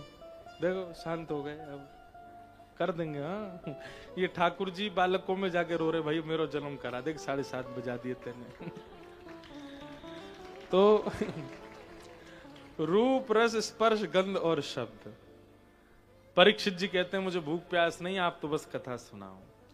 तब श्री शुकाचार्य जी कहते हैं कि भगवान ने आकाशवाणी करते हुए कहा था, वसुदेव गृहे साक्षात भगवान पुरुष परः जनिष्यते तत्प्रियार्थम सभवन्तु सुरस्त्रिय। हम साक्षात भगवान ही अवतार लेकर के आ रहे हैं। कहां? वसुदेव जी के घर में। यहां कंस अपनी बहन देवकी का विवाह वसुदेव जी से करता है। विदा करने के लिए स्वयं रथ हाँकते हुए जा रहा था। तभी देवताओं ने आकाशवाणी करते हुए बताया, जिस बहन को विदा करने जा रहे हो इसी का अष्टम गर्भ तुम्हारा काल होगा। ये खबर सुनते ही क्रोध में भर गया, देवकी को मारने के लिए तत्पर हुआ। वसुदेव जी ने चरण पकड़ के कहा, जितने बालक होंगे हम सब मारेंगे, इनको मत मारो। 6 बालकों को कंस ने मार दिया। 7वें बालक के रूप में बलराम जी आए। किसी ने मुझसे कहा, बोले देवता अगर आकाशवाणी नहीं करते तो ये सारा रायता नहीं फैलता। लेकिन एक बात कहें हम आपको, हम देवताओं को दोष दे रहे हैं कि उन्होंने आकाशवाणी की तभी कंस ने ऐसा क्रूर काम किया। 6 बालकों को मारना ये सामान्य बात है। वास्तव में देवताओं ने तो सच्चाई को उजागर किया। वो कंस जो है वो सुधरा हुआ बन रहा था, पूरी मथुरा नगरी के आगे उसकी जय जयकार होने लगे। बताओ, सारथी होते हुए भी स्वयं अपनी बहन को विदा करने के लिए जा रहा है। ये उसका बहलूपिया भेष था जो वो सबको दिखा रहा था कि वो कितना प्रेमी है। तब देवताओं ने कहा, रुको अभी हम पर्दा खोलते हैं, इसकी मृत्यु कैसे होगी वो इसको बता दिया जाए। ये फिर कितना बड़ा संत है अभी दिखता है। बस इतना कह दिया, जिसको तुम विदा कर रहे हो इसका 8वां गर्भ तुम्हारा काल होगा।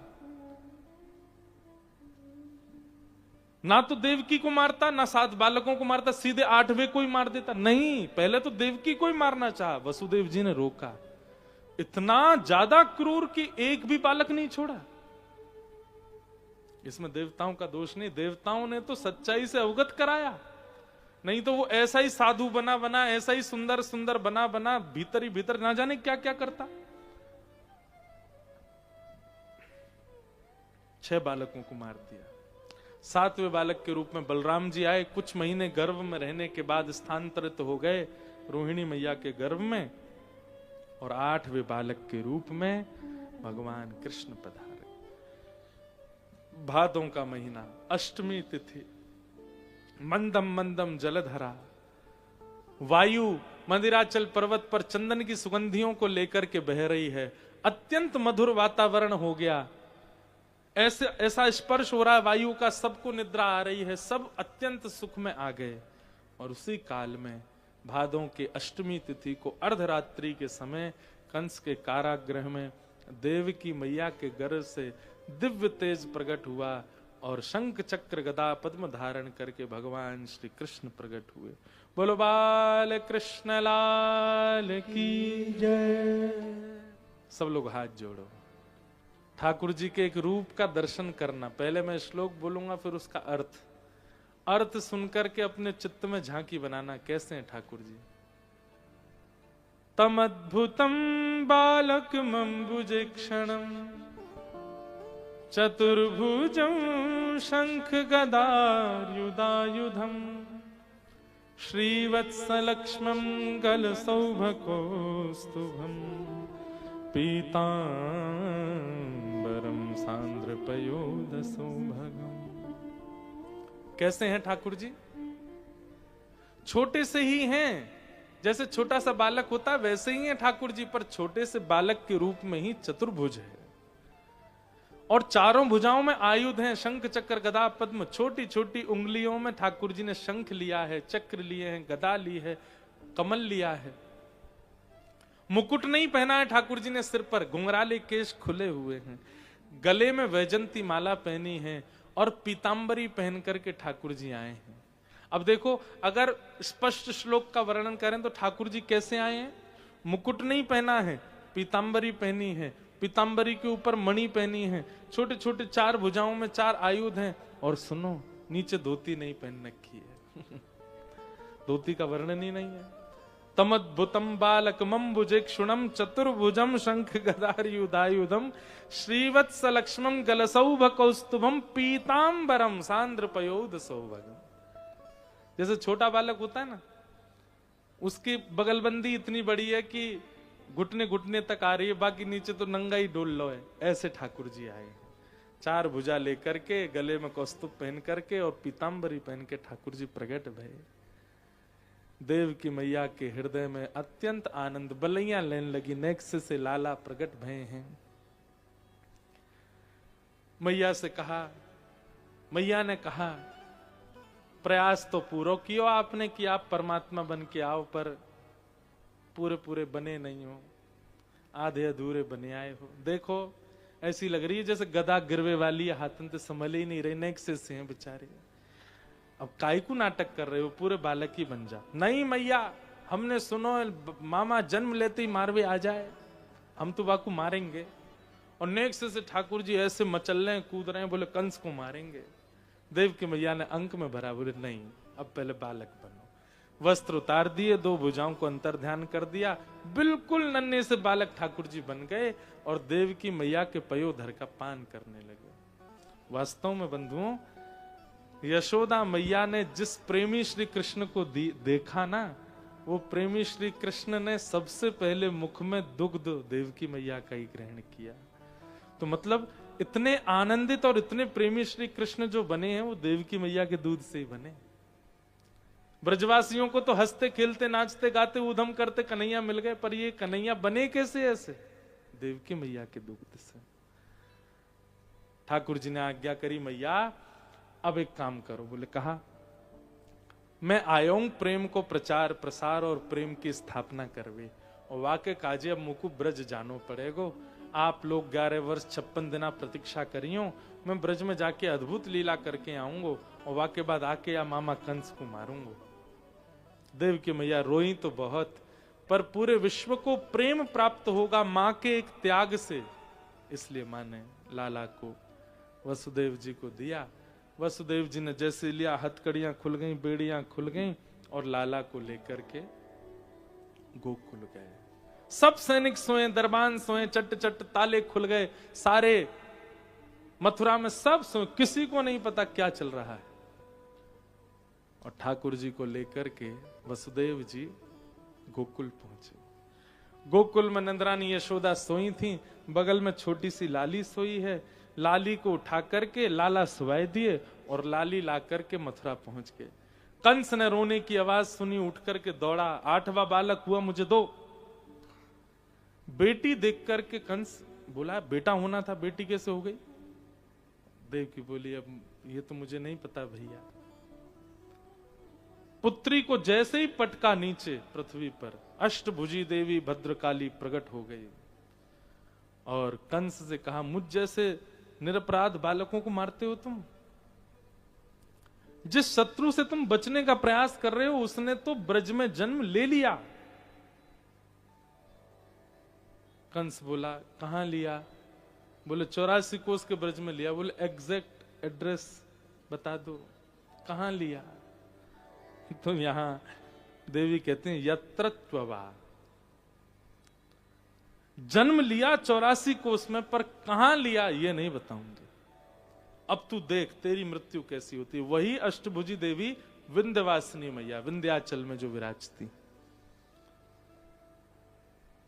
भगवान की बहन है वो, ठाकुर जी की, हमारे लाला की। यहां कंस राक्षसों को बुला रहा है, और ब्रजमंडल में भैया अब सूर्य उदय हुआ। सब ब्रजवासीन को अब लगन लगी है कि भैया अब के लाला होएगा नंद बाबा के। आज सुबह जैसे ब्रह्म मुहूर्त में नंदा सुनंदा दोनों गईं, दोनों ने जाकर के देखी कि भाभी यशोदा मैया सोई हैं, और उनके बगल में नेक 100 एक बालक चदरिया ओढ़ के कुल बुलाए रहे हुए। अपने हाथ पाम चला रहो है और आ ऐसे आवाज निकाल लो है। नंदा सुनंदा ने 21 बार हरिशरणम को जाप किया। अरे बहन जल्दी चल, भैया के बालक भयो देख तो लें कैसो है, और लालाई की लाली ने देखें तो। हरिशरणम को जाप करते भये 21 बार। जैसे ही बालक के ऊपर से चदरिया हटाई है, आहा ठाकुर जी के उस रूप को देख करके है गयो है गयो है गयो है गयो है गयो है गयो है गयो है गयो।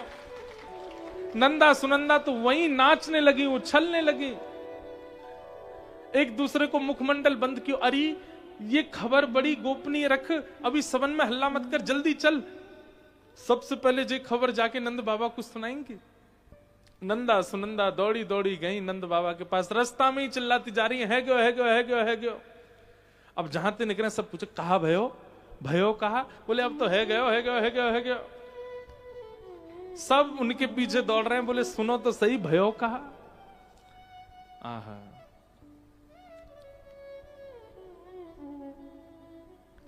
चारों तरफ से घेर लिया नंद बाबा को, और नंद बाबा बीच में खड़े हैं और नंदा सुनंदा गा रही है गयो है गयो है गयो है गयो है गयो।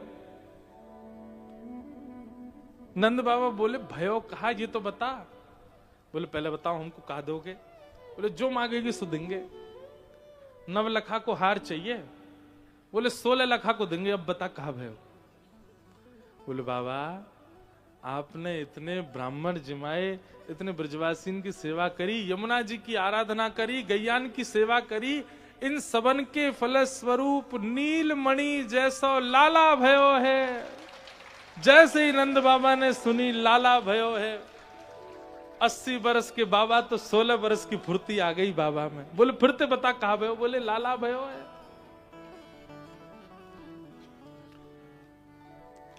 नंद बाबा दौड़े, दौड़ करके यमुना स्नान कियो, पीली बगलबंदी पहनी, पीली धोती पहनी, पीलो पाग, पीलो पीलो चंदन लगायो। लियो रे छोरा दर्पण कैसो लग रहा हूं? बोले बाबा दुल्हा से लग रहे हो बिल्कुल। अब तो नंद बाबा आनंद मचा रहे हैं, पूरे ब्रजमंडल में हवा की तरह बात फैल गई, नंद बाबा के लाला भयो है। सबको इतना सुख मिलो जैसे मानो उन्हीं के लाला भयो है। हो ब्रज में, हाँ ब्रज में, हो ब्रज में है रही जय जयकार नंद घर लाला जायो है। हो ब्रज में है रही जय जयकार नंद घर लाला जायो, लाला जायो है नंद रानी ने लाला जायो है। हाँ लाला जायो है नंद रानी ने लाला जायो है। अरे हाँ लाला जायो है, यशोदा ने लाला जायो है। हाँ लाला जायो है, यशोदा ने लाला जायो है।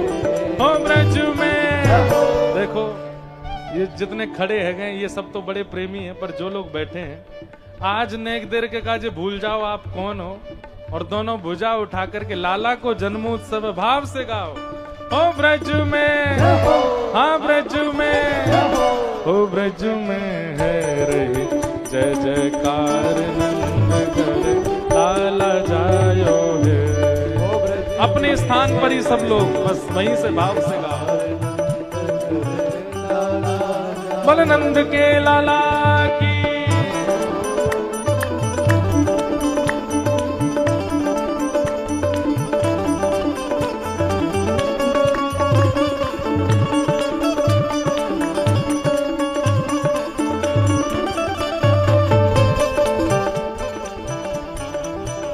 बोल राधा रमण लाल की, आज के आनंद की।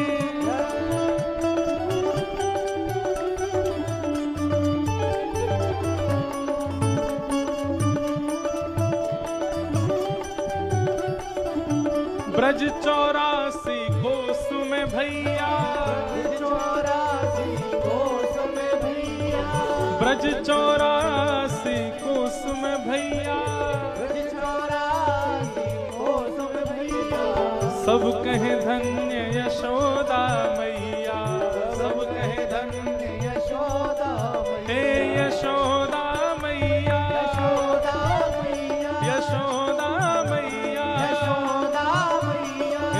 सब कहें धन्य यशोदा मैया। सब कहे धन्य यशोदा क्यों? मैया। 80 साल की आयु में सुत ऐसो जायो है। हाँ 80 साल की आयु में सुख ऐसो जायो है। ओ ब्रज में, हाँ ब्रज में, ओ ब्रज में है रही जय जयकार लाला जायो है।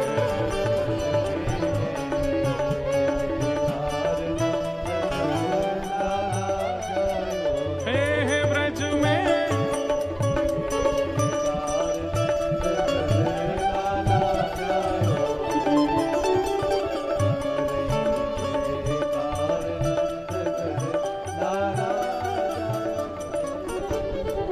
यूथ के यूथ नंद घर आवे, युद्ध के युद्ध नंद घर आवे। नंद घर आवे, घर आवे। नंद घर आवे, घर हे आवे। नंद घर आवे, घर आवे। नंद घर आवे, घर आवे।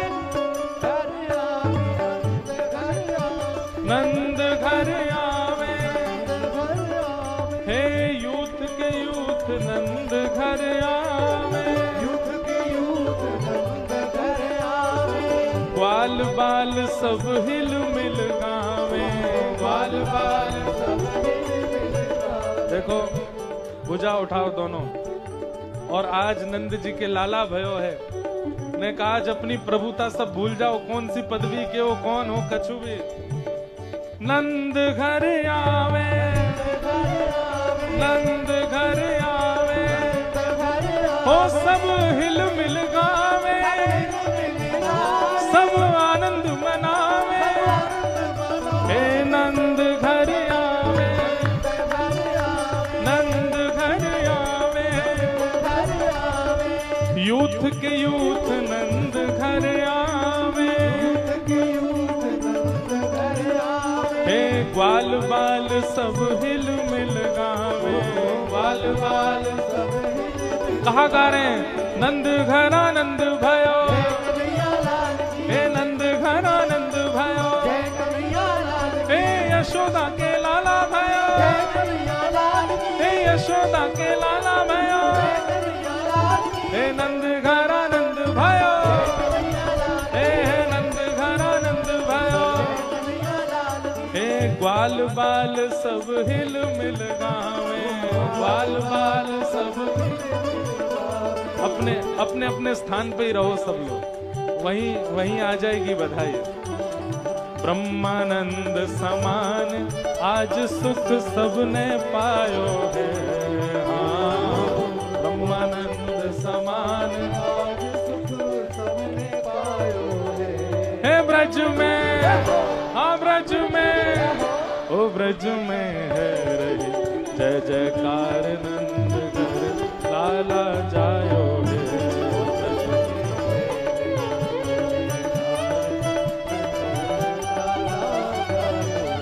हे ब्रज में है रही जय जयकार नंद घर लाला जायो है। ब्रज में है रही जय जयकार नंद घर लाला जायो। हे नंद घर आनंद भयो, नंद घर आनंद भयो, हे यशोदा के लाला भयो, हे नंद घर आनंद भयो, हे नंद घर आनंद भयो, हे यशोदा के लाला भयो, हे नंद घर आनंद भयो, हे नंद घर आनंद भयो। जय जय श्री राम, जय जय श्री राम, जय जय श्री राम।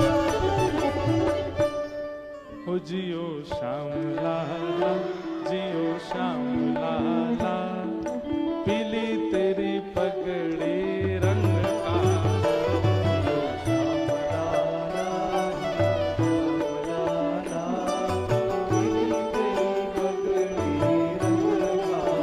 हे जियो श्याम लाला, जियो श्याम लाला, पीली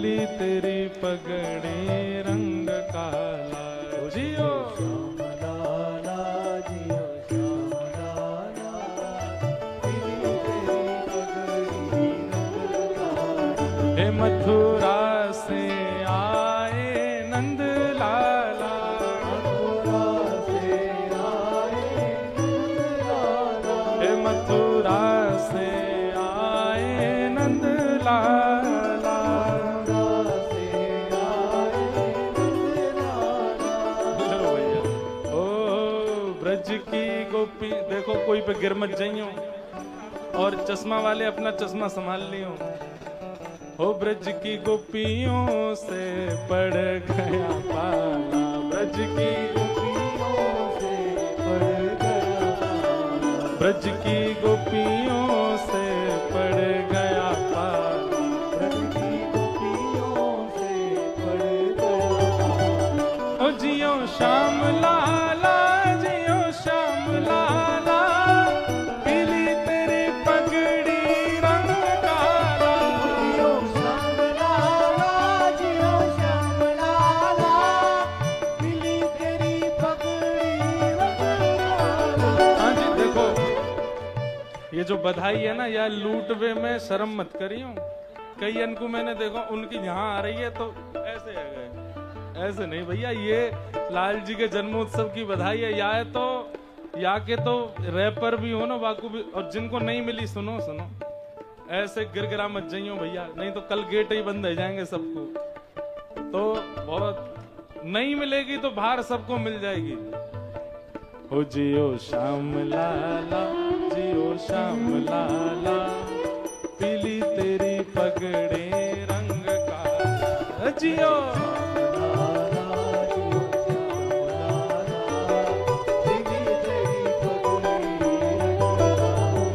मत रोवे रे कान्हा उआ उआ,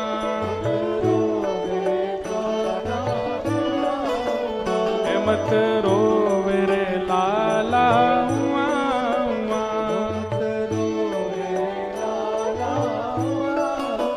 हे तो हे समझावे सुनंदा भुआ,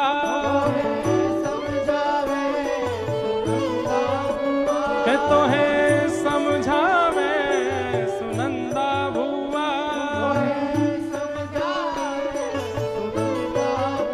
हे तो हे समझावे सुनंदा भुआ, तो हे समझावे सुनंदा भुआ। जियो श्याम लाला, जियो श्याम लाला, पीली, रुको रुको, इंदू जी ऊपर आओ आप। हाँ, हो जियो, हाँ जियो, हो जियो श्याम लाला, जियो श्याम लाला, पीली तेरी पगड़ी रंग काला, जियो श्याम लाला, जियो श्याम लाला, पीली तेरी पगड़ी रंग काला। हे नंद घरा नंद भयो, जय कन्हैया लाल की, हे नंद घरा नंद भयो, कन्हैया लाल की, हे जय कन्हैया लाल की, कन्हैया लाल की, हे जय यशोदा लाल की, जय यशोदा लाल की, हे नंद घरा नंद भयो, कन्हैया लाल की, हे नंद घरा नंद भयो, जय कन्हैया लाल की, हे नंद घरा नंद भयो, कन्हैया लाल की, हे नंद घरा नंद भयो, कन्हैया लाल की, हे यशोदा के लाला भयो, जय कन्हैया लाल की, हे यशोदा के लाला भयो, जय कन्हैया लाल की, हे नंद घरा नंद भयो, जय कन्हैया लाल की, हे नंद घरा नंद भयो, जय कन्हैया लाल की, आहा नंद घरा नंद भयो, जय कन्हैया लाल हे की, नंद घरा नंद भयो, जय कन्हैया लाल की। श्यामा हृदय कमल सो प्रगटो, श्यामा हृदय कमल सो प्रगट्यो, और श्याम हृदय कुबा, वृंदावन प्यारो वृंदावन, प्यारो वृंदावन, हे श्री वृंदावन मेरो वृंदावन, वृंदावन मेरो वृंदावन, सब सुख सागर रूप उजागर रहे वृंदावन धाम, सब सुख सागर रूप उजागर रहे वृंदावन धाम। के रूप गोस्वामी प्रगट कियो जहाँ, रूप गोस्वामी प्रगट कियो जहाँ, श्री रूप गोस्वामी प्रगट कियो जहाँ रूप गोस्वामी प्रगट कियो राधा गोविंद रूप निधान वृंदावन मेरो वृंदावन मेरो वृंदावन हे श्री वृंदावन प्यारो वृंदावन वृंदावन मेरो वृंदावन रूप गोस्वामी प्रगट कियो जहाँ रूप गोस्वामी प्रगट कियो राधा गोविंद रूप निधान वृंदावन मेरो वृंदावन वृंदावन मेरो वृंदावन हे श्री वृंदावन प्यारो वृंदावन वृंदावन मेरो वृंदावन श्री गोपाल भट्ट झुकी हृदय वेदना प्रगट्यो शालिग्राम गोपाल भट्ट झुकी हृदय वेदना प्रगटो शालिग्राम हे रूप सुधा को खान हमारो सुधा को खान हमारो हे रूप सुधा को खान हमारो रूप सुधा भुजा उठा के ओ प्यारो राधा रमण झूला वृंदावन मेरो वृंदावन वृंदावन मेरो वृंदावन हे श्री वृंदावन प्यारो वृंदावन वृंदावन मेरो हे वृंदावन रूप सुधा को खान हमारो सुधा को खान हमारो ओ प्यारो राधा रमण झूला वृंदावन मेरो वृंदावन वृंदावन मेरो वृंदावन हे श्री वृंदावन मेरो वृंदावन हे आतुर हित हरिवंश पुकारो राधा राधा नाम आतुर हित हरि वंश पुकारो राधा राधा जय राधे राधे राधे श्री राधे राधे राधे वृषभानु दुलारी राधे राधे हरिवंश प्यारी राधे हरिदास दुलारी राधे श्री कृष्ण प्यारी राधे जय राधे राधे राधे श्री राधे राधे आतुर हित हरिवंश पुकारो राधा राधा नाम आतुर हित हरिवंश पुकारो राधा राधा हे सघन कुंज यमुना तट आयो यमुना तट आयो मदन टेर वृंदावन आयो मदन टेर जय हो ओ प्यारो राधा वल्लभ वृंदावन मेरो वृंदावन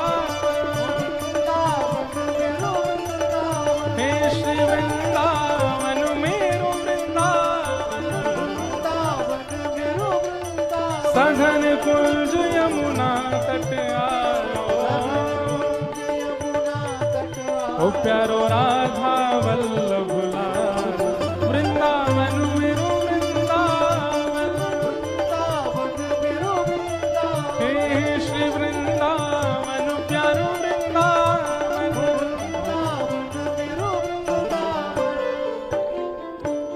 भुवन चतुर्दश की सुंदरता निधिवन करत बिहार भुवन चतुर्दश की सुंदरता निधिवन करत कौन हे श्यामा प्यारी कुंज बिहारी श्यामा प्यारी कुंज बिहारी श्यामा प्यारी बांके बिहारी श्यामा प्यारी बांके बिहारी और जय जय श्री हरिदास वृंदावन मेरो वृंदावन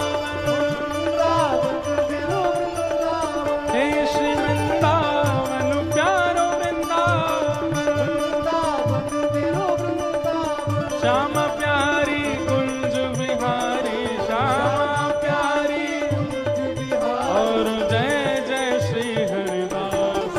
वृंदावन मेरो वृंदावन, वृंदावन मेरो वृंदावन। हे श्री वृंदावन प्यारो वृंदावन। ओ वृंदावन प्यारो वृंदावन। देखो, इस कथा का निमंत्रण तो हमने किसी को दे ही नहीं रखा, कहीं डाल नहीं रखा। हमें लगता है ये निमंत्रण सब लाल जी भेज रहे हैं। ये अब आप लोग एक काम करो, आप लोग किसी और को मत बताना कि कहाँ है कथा, बस इतने ही बहुत हो। आप लोगों को सौभाग्य मिल जाए, आप ही बैठ के सुन लो। अब इससे ज्यादा आप लोग मत आ जाना, नहीं तो बहुत भारी हो जाएगा। अभी 3 दिन और हम कथा करनी है हमें, लेकिन हमारे लाल जी ही निमंत्रित कर रहे हैं। जिनकी कृपा से यह रस प्रगटो वृंदावन अभिराम, जिनकी कृपा से यह रस प्रगटो वृंदावन अभिराम। हे हम सबको मिलवावे वारो, हम सबको मिलवावे वारो। और यह आनंद करवावे वारो। यह आनंद करवावे वारो। हाँ, यह सुख में डुबावे वारो, यह सुख में डुबावे वारो। कल लाल जी यहीं पधारेंगे।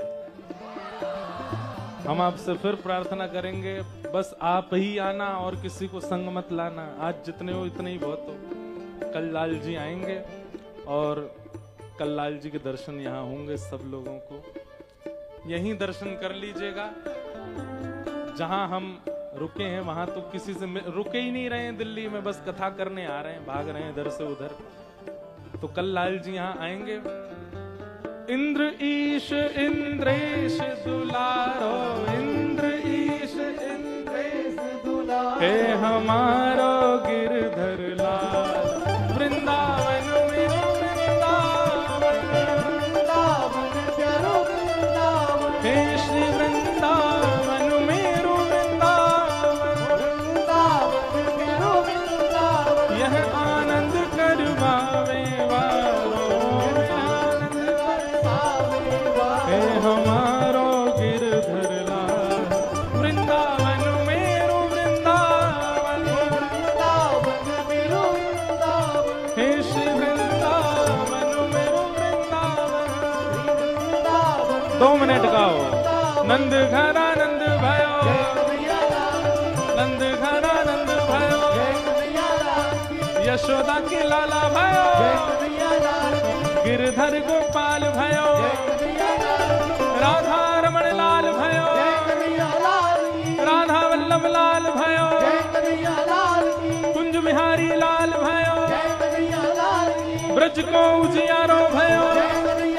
हे नंद घरा नंद भयो, हे नंद घरा नंद भयो। हाँ, नंद घरा नंद भयो, हे नंद घरा नंद भयो। जय जय श्री राम, जय जय श्री राम, जय जय श्री राम। बोल वृंदावन बिहारी लाल की, श्री राधा रमण लाल की, श्री राधा वल्लभ लाल की। पूछरी के लौटा की हुक हुक प्यारे, क्या बात है बंसी वारे। शाबाश सब लोग बधाई हो। हम पुनः पुनः निवेदन कर रहे हैं, भैया आप ही आना। हाँ? और की जय। खूब आनंद के साथ रुक जाओ। नेक रुको। आप सब लोगों को खूब खूब बधाई।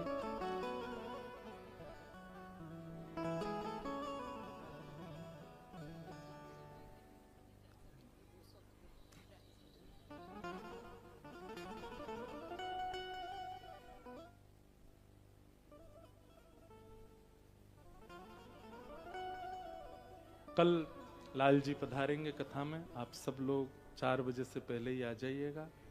4:30 बजे तक हम यहाँ, फिर सीमित स्थान है तो द्वार बंद हो जाएंगे।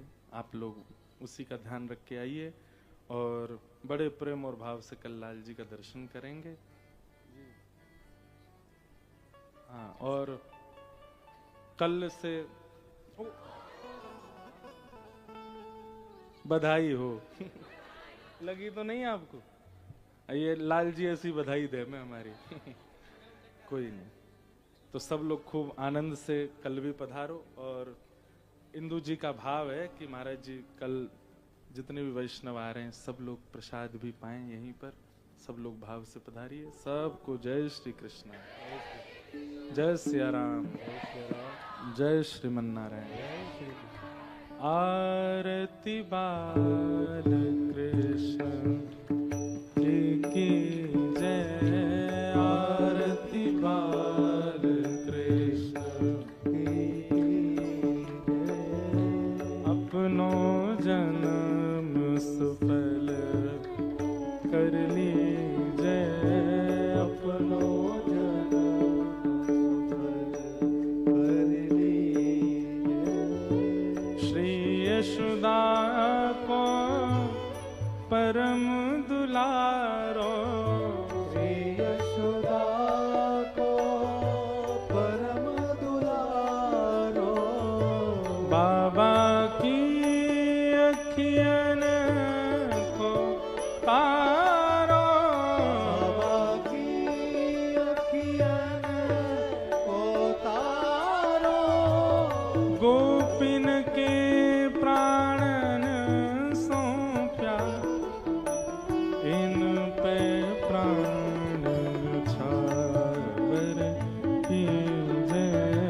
आरती बाल कृष्ण की जय। तो तरी बोलनी मधुर सुहावे, तरी बोलनी मधुर सुहावे, सखन मध्य खेलत सुख पावे, मध्य खेलत सुख पावे, सोई सुकृत जो इनको ध्यावे, अब इनको अपनो कर लीजय।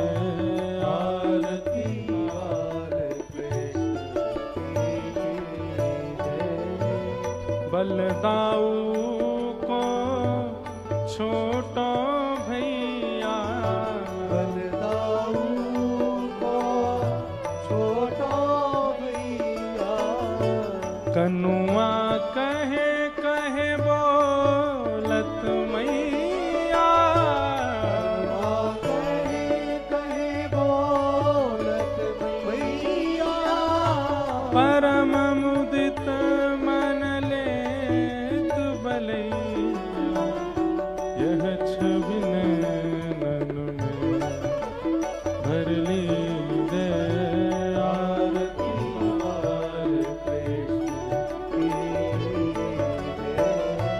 श्री राधावर सुघड़ कन्हैया, श्री राधावर सुगढ़ कन्हैया, ब्रज जन को नवनीत खमैया, जन को नवनीत खवैया, देखत ही मन लेत चुरैया, यह छवि नैनन में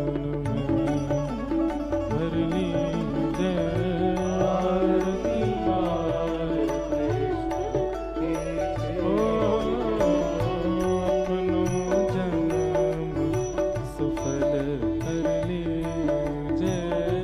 आरती बाल, आरती बाल, आरती बाल कृष्ण की